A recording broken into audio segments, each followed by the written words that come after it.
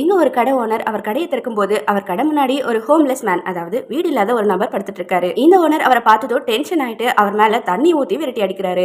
அவரும் பயந்து ஓடி போயிடுறாரு. இதையெல்லாம் பார்த்த பக்கத்து கடையில இருக்கிற லேடி இவங்க ரொம்ப பாவம்னு நினைக்கிறாங்க. மறுநாளும் அதே மாதிரி கடையை திறக்கும் போது அந்த பிச்சைக்காரன் அங்க படுத்துட்டு இருக்கான். அவனை பார்த்ததும் ஓனர் மறுபடியும் டென்ஷன் ஆயிட்டு அவனோட முகத்திலேயே தொடப்பத்தை வச்சு அடிக்கிறாரு. அப்பவும் அந்த பிச்சைக்காரன் எல்லாம தூங்கிட்டே இருக்கவும் இவர் ரொம்ப வேகமா அடிச்சிடுறாரு.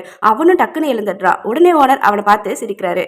இவனும் அவரை பார்த்து சிரிக்க ஆரம்பிக்கிறான். என்னைய பார்த்தாடா சிரிக்கிறேன்னு சொல்லி அடிக்க வரும்போது அவன் பயந்து தப்பிச்சு ஓடிடுறான். மறுபடியும் அந்த பக்கத்து கடை லேடி ஐயோ பாவமே இவனை ஏன் இப்படி இருந்தாலும் அடிக்கிறாருன்னு சொல்லி ரொம்ப ஃபீல் பண்றாங்க. மறுநாளும் அந்த பிச்சைக்காரன் அங்க உட்காந்துட்டு குப்பைகள் எல்லாம் பெருக்கிட்டு இருக்கான். இந்த ஓனரும் கடையை கிளீன் பண்ணிட்டு இவன் இங்க இருந்து போகானா மாட்டானான்னு பாத்துட்டு இருக்கான். அதுக்கப்புறம் மதிய டைமும் ஆயிடுது. சாப்பிடலான்னு ஒரு வாய் எடுத்து வைக்கும் போது அந்த பிச்சைக்காரரும் வாயை பறந்து பாத்துட்டு இருக்காரு. எதுக்குடா இப்படி சும்மா சும்மா பாத்துட்டு இருக்க, இப்ப இங்க இருந்து போறியா இல்ல அவ்வளவுதான் ஒண்ணுன்னு சொல்லி விரட்டுறாரு.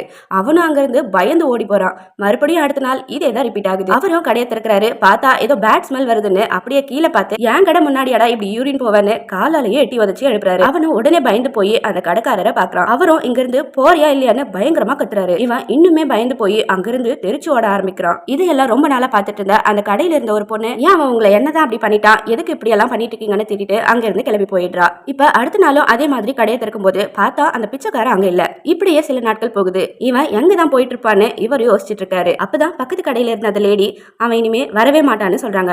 அவரும் முழிக்கிறாரு. அப்புறம் அந்த லேடி எல்லாத்தையும் சொல்றாங்க. அவன் செத்துட்டான், இனிமே வர போறதே இல்லைன்னு சொல்றாங்க. இவருமே ஷாக் ஆயிடுறாரு.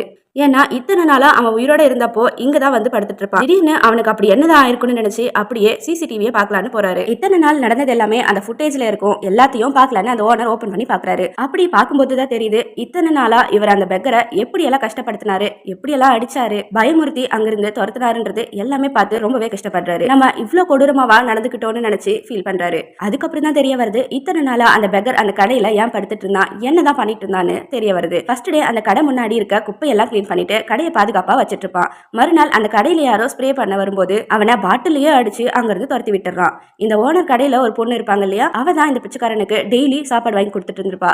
அவரும் அதை சாப்பிட்டு அந்த கடைக்கு பாதுகாப்பா அங்கேயே உட்கார்ந்துட்டு இருப்பாரு. ஒரு நாள் இவர் இல்லாதப்ப ஒருத்தன் அந்த கடை முன்னாடியே யூரின் போயிடுறான். அதை பார்த்த பிச்சைக்காரனும் அவனை அடிச்சு துரத்திடுறான்.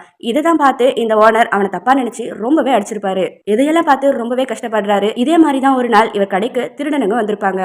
அந்த கதவை உடைச்சு திருட பார்க்கும்போது கரெக்டா அந்த பெக்கர் அங்க வந்து அவனுங்களை அடிக்க ஆரம்பிச்சிடறான். அவனுங்களும் இந்த பெக்கரை போட்டு ரொம்ப அடிச்சு கீழெல்லாம் தள்ளி காலாலேயே மிதிச்சு அவனை கொடுமைப்படுத்துறாங்க. ஒரு கட்டத்துல அவனை கத்தியாலேயே குத்தி கொலையே பண்ணிடுறாங்க. இவர் கடைக்காக ஒருத்தன் உயிரையே விட்டுருக்கான், அதுவும் யார் என்னன்னே தெரியாதவன். இப்படிப்பட்டவனையா நம்ம இத்தனை நாளா டார்ச்சர் பண்ணோன்னு அந்த ஓனர் ரொம்பவே கஷ்டப்பட்டு அழ ஆரம்பிச்சிடுறாரு. அந்த பிச்சைக்காரர் சாகும்போது கூட கடைசியில அந்த கடையை பாதுகாத்துக்கிட்டே தான் இருந்திருப்பான். இதை பார்த்து அவரு இன்னும் சத்தமா அழுறாரு.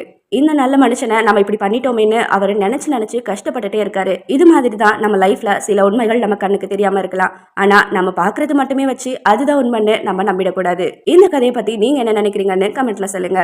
அண்ட் இந்த பிச்சைக்காரரோட குணம் பிடிச்சவங்க இந்த வீடியோக்கு ஒரு லைக் பண்ணிட்டு அப்படியே நம்ம சேனலை சப்ஸ்கிரைப் பண்ணிடுங்க. இன்னொரு உணர்ச்சி பூர்வமான கதையோட நான் உங்களை மீட் பண்றேன். Until then, bye from Shalini.